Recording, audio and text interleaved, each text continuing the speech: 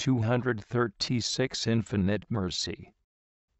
Presence of God, teach me, O Lord, the secrets of your mercy, that I may fully profit by them.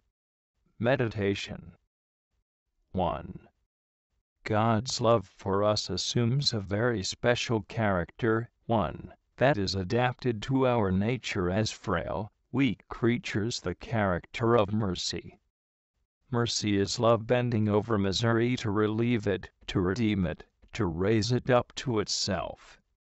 It almost seems that God, in loving us, is attracted by our weakness, not because it is lovable, but because, being infinite goodness, His compassion stops to compensate for it by His mercy. He wants to heal our imperfection by His infinite perfection, our impurity by His purity, our ignorance by His wisdom, our selfishness by His goodness, our weakness by His strength. God, the supreme, eternal good, wants to be the remedy for all our ills, for He knoweth our frame, He remembereth that we are dust. PS 102:14. Since our greatest evil, rather, the only real evil, is sin, infinite mercy would be the remedy.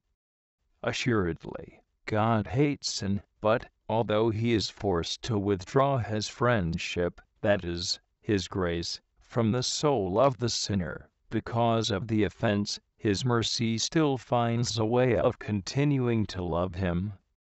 If He can no longer love him as a friend, He loves him as a creature, as the work of His hands. He loves him for the good that is still in him, and which gives hope of his conversion.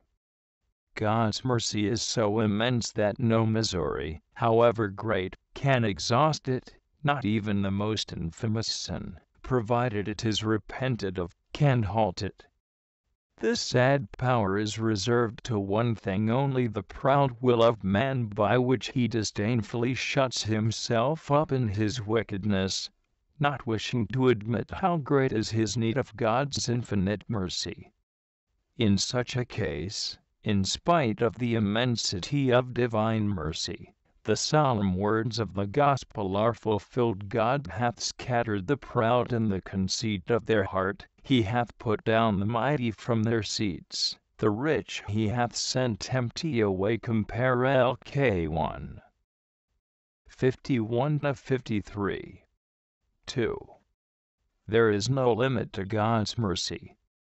He never rejects us because of our sins, He never grows weary of our infidelities, He never refuses to forgive us, He is always ready to forget all our offenses, and to repay our ingratitude with graces. He never reproaches us for our offenses, even when we fall again immediately after being forgiven. He is never angered by our repeated failures or weakness in the practice of virtue, but always stretches out His hand to us, wanting to help us even when men condemn us. God shows mercy to us, He absolves us, and sends us away justified, as Jesus did the woman taken in adultery. Go, and now sin no more. John 8:11. By His words and example, Jesus has shown us the inexhaustible depths of God's mercy. Let us think of the prodigal son, the lost sheep, Magdalene, and the good thief. But He has also said to us, Be ye therefore merciful, as your Father also is merciful. LK 6:36. How far does our mercy go? How much compassion do we have for the faults of others? The measure of our mercy toward our neighbor will be the measure of God's mercy toward us, for Jesus has said, With what measure you mete, it shall be measured to you again. Mt 7:2. God does not require us to be sinless that He may shower upon us the fullness of His mercy, but He does require us to be merciful to our neighbor, and moreover, to be humble. In fact, to be sinners is not enough to attract divine mercy. We must also humbly acknowledge our sins and turn to God with complete confidence. What pleases God, said Saint Teresa of Lisieux, is to see me love my littleness and poverty. It is the blind hope I have in His mercy. This is my sole treasure. L. 176. This is the treasure which supplies for all our miseries, weaknesses, relapses, and infidelities, because by means of this humility and confidence we shall obtain the divine mercy. And with this at our disposal, how can our wretchedness discourage us? Colloquy. Bless the Lord, O my soul, and never forget all He has done for you. No, I shall never forget that you have forgiven all my faults, healed all my diseases, crowned me with mercy and compassion, and satisfied my desire with good things. O Lord, you are compassionate and merciful, long-suffering, and plenteous in mercy.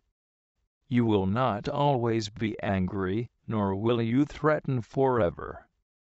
You have not dealt with me according to my sins, nor rewarded me according to my iniquities.